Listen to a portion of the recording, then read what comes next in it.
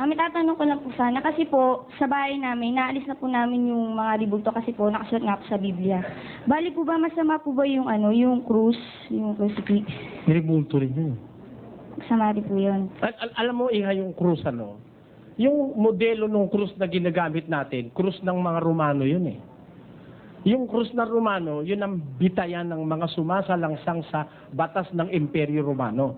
Alam mo, sa Israel nung araw, kung asan si Jesus, nasakop ang Israel ng Roman Empire. Ano? At kung nasakop yun ng Roman Empire, napasa ilalim sila ng gobyerno ng Roman Empire.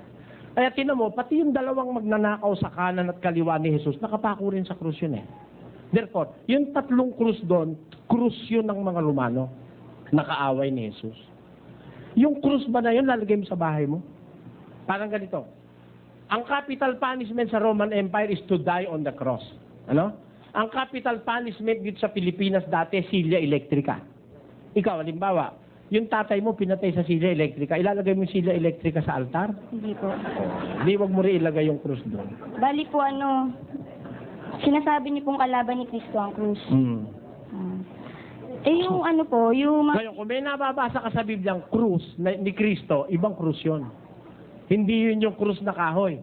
Basahin natin, 9:23 ng Lucas. At sinabi niya sa lahat, kung ang sino bang tao ay ibig sumunod sa akin, ay tumanggi sa kanyang sarili. At pasanin sa araw-araw ang kanyang krus. Kita mo, pasanin mo sa araw-araw ang kanyang krus.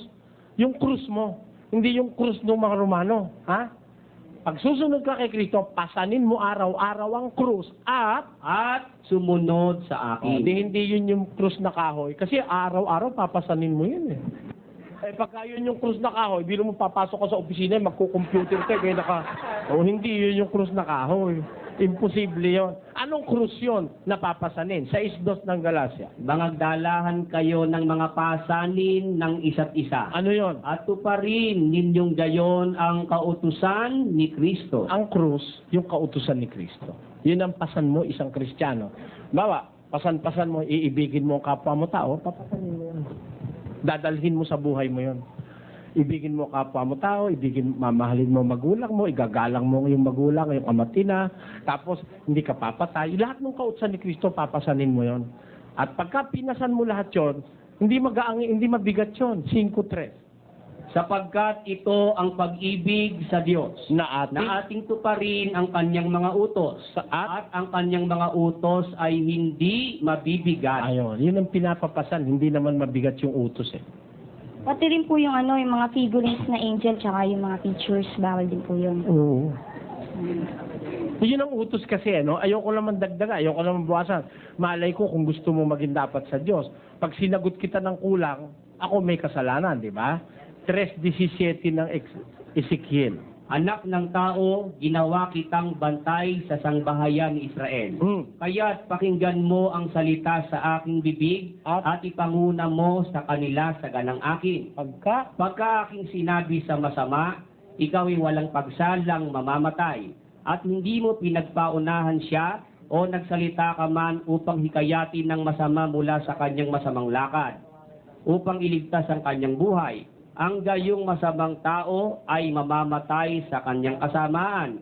Ngunit ang kanyang dugo ay aking sisiyasatin sa iyong kamay. Pag hindi ko sinabi sa iyo ng buo, mananagot pa ako sa Diyos. Sisiyasatin ng Diyos yung dugo mo sa kamay ko. Kaya, ano nga yung tanong niya, kapatid na Lilis? Yung mga figurine.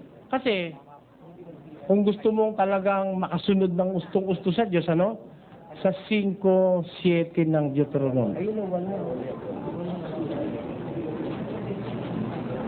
Huwag kang magkakaroon ng ibang mga Diyos sa harap ko. Huwag kang gagawa. Huwag kang gagawa para sa iyo ng larawang inanyuan na kawangis ng anumang anyong nasa itaas sa langit o ng nasa ibaba sa lupa o ng nasa tubig sa ilalim ng lupa. Anumang anyo.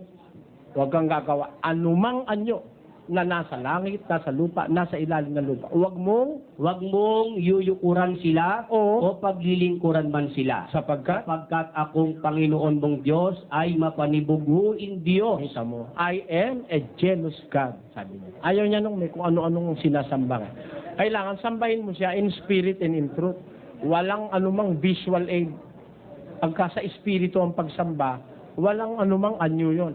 4 ng Juan. Tatapat dumarating ang oras at ngayon nga, nasasambahin ng mga tunay na mananamba ang Ama sa espiritu at katotohanan. Sapagkat Sapagkat hinahanap ng Ama ang mga gayon na maging mananamba sa Kanya. ang Diyos Ang Diyos ay espiritu at ang mga sa Kanya'y nagsisamba ay kinakailangang magsisamba sa espiritu at sa katotohanan. Ayun, kailangan espiritual ang pagsamba sa Diyos. Wala nung lara-larawan na yun.